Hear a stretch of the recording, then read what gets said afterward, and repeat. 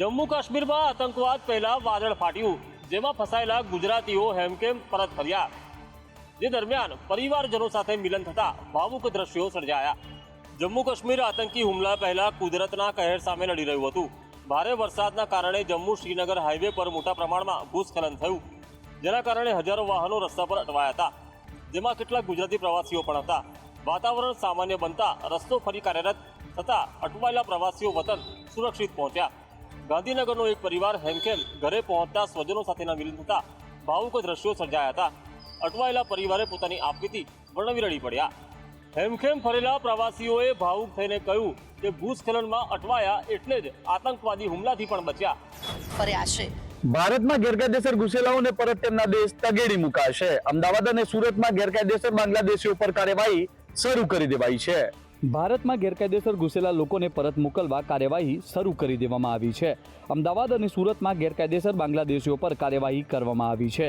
અમદાવાદ ખાતે ડીજીપી વિકાસ સહાયે મોટું નિવેદન આપતા કહ્યું કે 7 જેટલા પાકિસ્તાનીઓને ડિપોર્ટ કરવાની તૈયારી કરી લેવાઈ છે। વહેલી સવારે મેગા ઓપરેશન કરાયું, જેમાં ગેરકાયદેસર ઘૂસણખોરી કરતા લોકો સામે કાર્યવાહી કરી છે।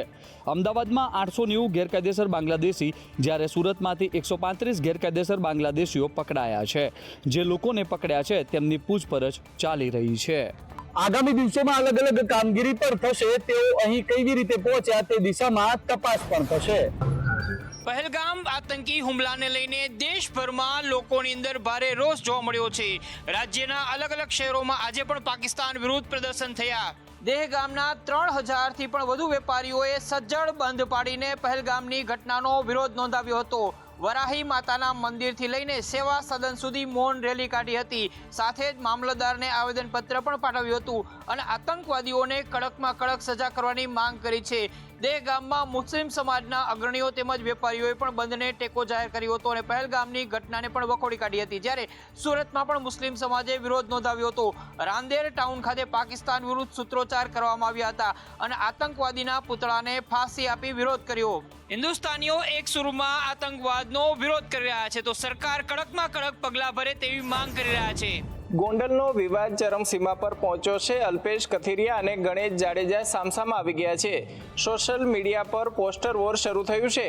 આ સમગ્ર કેસમાં અલ્પેશ કથિરિયા અને ગણેશ ગોંડલ સામસામા આવી ગયા છે અને સોશિયલ મીડિયા દ્વારા પોસ્ટ કરાઈ રહી છે।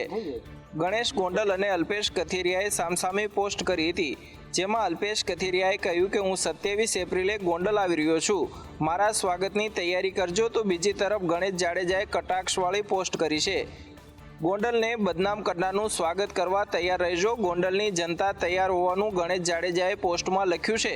હાલ તો અલ્પેશ અને ગણેશ વચ્ચે રાજકીય ગજગરાટ સતત વધતો દેખાઈ રહ્યો છે, ત્યારે આગામી દિવસોમાં વિવાદ ક્યાં સુધી પહોંચે છે તે હવે જોવું રહ્યું। ભરૂચના અંકલેશ્વરમાં ધર્માંતરણનો પર્દાફાશ થયો છે। વીએચપીએ ધર્માંતરણ કરાવતા એક પાદરી અને તેના સાથીદારને ઝડપી પાડ્યા। અંકલેશ્વરના જનતાનગરમાં ધર્માંતરણનો મામલો સામે આવ્યો છે। ગડખોલ ગામના જનતાનગરમાં યોગેશભાઈના મકાનમાં ધર્માંતરણ કરાતું હતું। છેલ્લા 4 મહિનાથી આ ધંધો ચાલી રહ્યો હતો। મહારાષ્ટ્રથી ગુજરાત આવી પાદરી ફિલિપ જોન અને અન્ય એક સાથીદાર સાથે મળી અને આ ધર્માંતરણ લોકોનું કરાવતા હતા। વીએચપીને મળતી માહિતીના આધારે કાર્યકર્તાઓએ ઘટનાસ્થળે પહોંચી પોલીસને બોલાવી ધર્માંતરણ અટકાવ્યું છે। વીએચપીના કાર્યકર્તાઓનું કહેવું છે કે વિવિધ પ્રલોભનો આપી ધર્માંતરણ કરવામાં આવતું હતું। આદિવાસી વિસ્તારોમાં ધર્માંતરણ થતું હોવાનું સામે આવી રહ્યું છે, ત્યારે ધર્માંતરણ રોકવા માટે સામાજિક કાર્યકર્તાઓએ પણ સક્રિય થવાની જરૂર। અમદાવાદ શહેરમાં નકલી કપાસ તેલના વેચાણનો પર્દાફાશ થયો છે। પોલીસના દરોડા બાદ વેપારીઓમાં ફફડાટ જોવા મળ્યો છે। અમદાવાદ ક્રાઇમ બ્રાન્ચે શહેરમાં 2 જગ્યાઓ પરથી નકલી કપાસિયા તેલ બનાવવાનું કૌભાંડ ઝડપ્યું છે। ખોખરામાં મદ્રાસી મંદિરની બાજુમાં આવેલા કોહિનૂર સ્ટોરમાં નકલી તેલ બનાવવાનું કૌભાંડ આચરવામાં આવતું હતું, જેના બાદ કોહિનૂર સ્ટોરમાં દરોડા પાડતા દુકાનમાંથી 61,000ની કિંમતના 26 ડુપ્લિકેટ તેલના ડબ્બા, 15 ખાલી ડબ્બા મળી આવ્યા છે। પોલીસે સમગ્ર મુદ્દામાલ જપ્ત કરી વેપારી ફારૂક સામે ગુનો નોંધ્યો છે। આ ઉપરાંત શહેરના દાણીલીમડા વિસ્તારમાં મરડી માતાના મંદિરની બાજુમાં તવક્કલ ટ્રેડર્સ નામની દુકાનમાં પણ પોલીસે દરોડા પાડ્યા હતા, જેમાં પોલીસે 25,000ની કિંમતના 11 ડુપ્લિકેટ તેલના ડબ્બા જપ્ત કર્યા છે। ક્રાઇમ બ્રાન્ચે 2 અલગ અલગ ગુના નોંધીને તપાસ હાથ ધરી છે।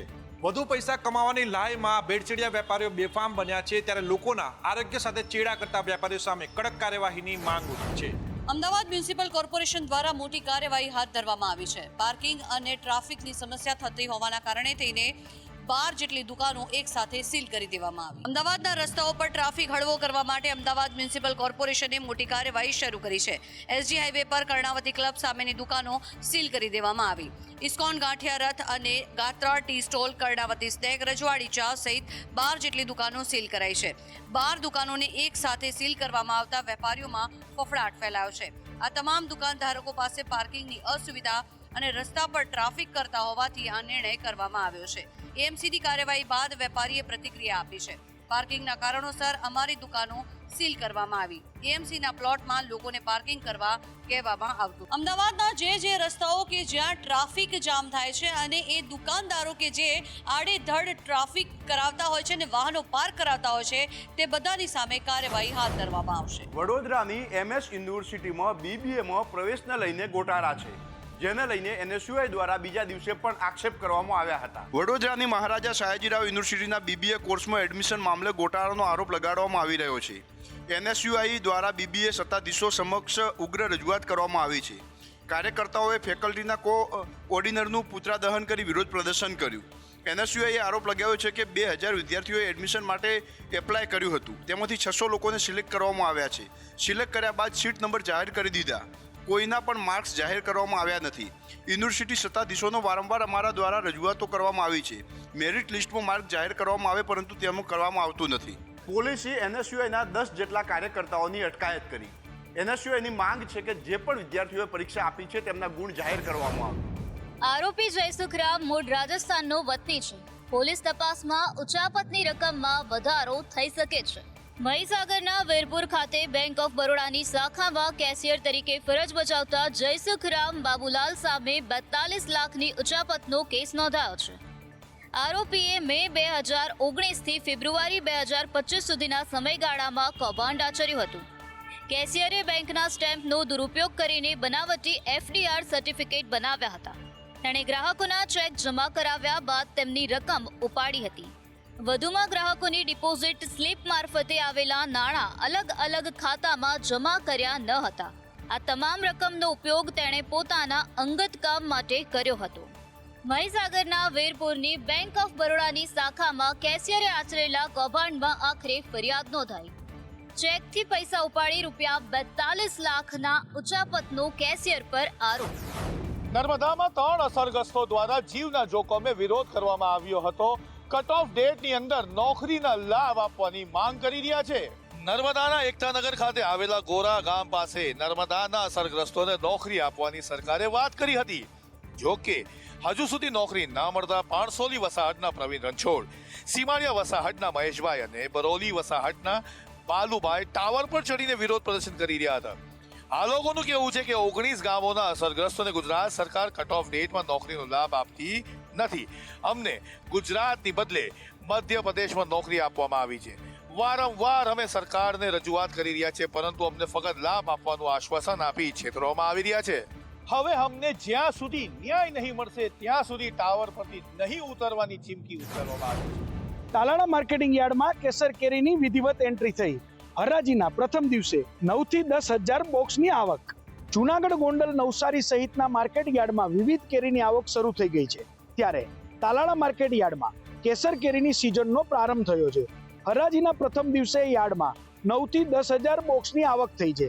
બાગાયતી ખેડૂતોને ઓછો ઉતારો આવતા અને અન્ય માર્કેટ યાર્ડમાં ટ્રાન્સપોર્ટિંગ વધી જતા તાલાળા માર્કેટિંગ યાર્ડમાં પ્રથમ દિવસે કેરીના બોક્સની આવક વધી.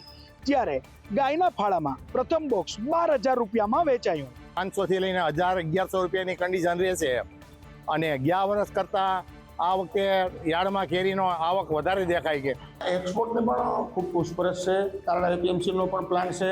ખેડૂતો ગીર વિસ્તારમાં પોતે પણ એક્સપોર્ટ કરે છે અને કેસર કેરીનો સ્વાદ લોકોને દાઢે લાગ્યો છે. એટલે ખરેખર પૂછપરછ પણ સારી છે અને ભાવ પણ સારા મળશે. આ વખતે ગીર પંથકમાં કેસર કેરીના ઉત્પાદનમાં મોટો ઘટાડો થયો છે, જેને જોતા કુલ બોક્સની આવકમાં ઘટાડો નોંધાવાની સંભાવના છે.